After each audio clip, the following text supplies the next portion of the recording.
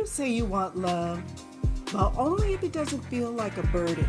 You say you want a connection, but only if it doesn't make you feel smaller. You say you want depth, but somehow you keep ending up with people who don't even show up for you. And the ones who do either bore you or they make you anxious. So let's go ahead and just say it. There's a part of you that is deeply drawn to emotionally unavailable men. Not because you're desperate and accepting what's left, not because you don't know your worth, but because emotional distance feels familiar to you, even if it's not what you need right now.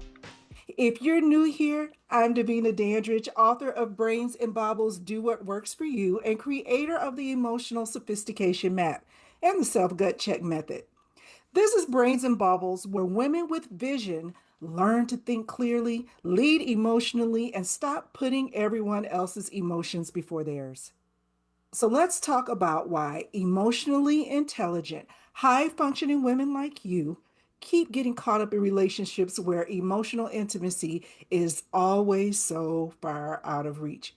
And not because you don't have standards, but because you've been trained since you were young to overfunction and do too much, to be agreeable, to manage other people's comfort around you. But just so you know, I'm not a therapist and I'm not here to diagnose anything. I'm a woman who's sophisticated. I've learned how to master emotional intelligence in the real world. And now I share what I know with women who are ready to become who they've always wanted to be. When your earliest experience with love started, it required you to be emotionally useful. You start tying value to the things that you do for him. That's how it was for me for one time. I learned early that being needed kept him engaged, that being helpful all the time was being a good person, and that was me showing support. Recognizing and managing other people's emotions earned my space in the room, so I became a woman who knew how to read people. I knew how to adapt. I knew how to stay two steps in front of everyone emotionally. And let me tell you, being emotionally aware, it isn't always a gift. Sometimes it's a survival skill, and it gets in the way of intimacy because if you're always scanning for how to prevent a disappointment, then you're not actually being present. You're performing emotional safety. We call it chemistry, but it's often just familiarity. You're drawn to someone who mirrors the exact emotional environment you've had to manage before. And if you're used to working hard to be close to someone, then you don't trust that type of easy consistency. You interpret a relaxed, easygoing relationship as boredom. Let me explain the pattern behind this. Psychologists call it intermittent reinforcement. It means someone doesn't have to treat you well all the time, just sometimes.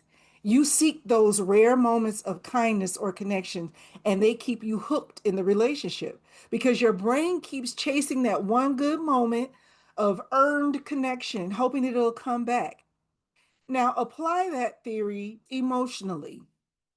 You keep entertaining someone who was amazing that one weekend or who said that one thing that made you feel seen, but most of the time you're just confused in the relationship. You feel anxious, overthinking every part of it. You start managing the emotional dynamic like it's your job. But the thing is, you don't realize it. You think that this is how a relationship works.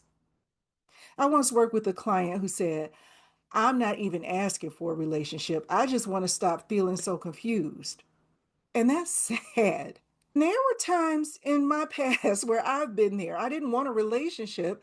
I remember thinking I wasn't trying to fix anybody, but I was still trying to redeem a relationship dynamic, trying to be the one who stayed calm, the one who was supportive, the one who brought clarity to the relationship, trying to be the exception, trying too hard to show my worth. And when you are a strong woman or a strong person, when you are used to doing things and you are emotionally aware, it's hard to see the behavior that you're doing as performance, but it's actually performance. You're performing emotional stability for someone else. You're not connecting with them. You're producing the relationship instead of letting it develop naturally. Proverbs 13:12 says, "Hope deferred maketh the heart sick, but when the desire cometh, it is the tree of life." Deferred hope doesn't just disappoint, it disorients you.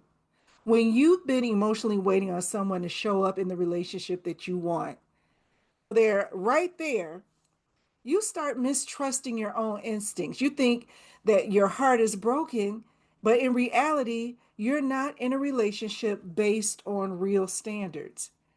Misalignment doesn't just hurt your feelings, it reshapes your identity. You start asking yourself, am I asking for too much? Am I too sensitive? Do I expect too much too soon? No, what you're asking for is reciprocity.